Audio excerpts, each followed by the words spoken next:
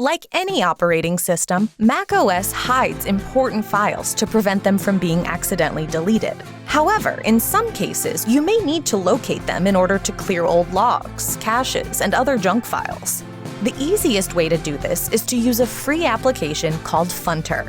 This tool will help you change hidden files visibility in Finder.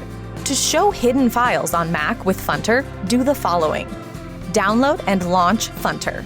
In the menu bar, click the Funter icon and use the toggle button to show or hide your hidden files. With Funter, you can also hide any item on your Mac and find any file by name. Unlike Spotlight, it shows you all files of your query search, including hidden files and those in packages. Use the search line in the drop-down window.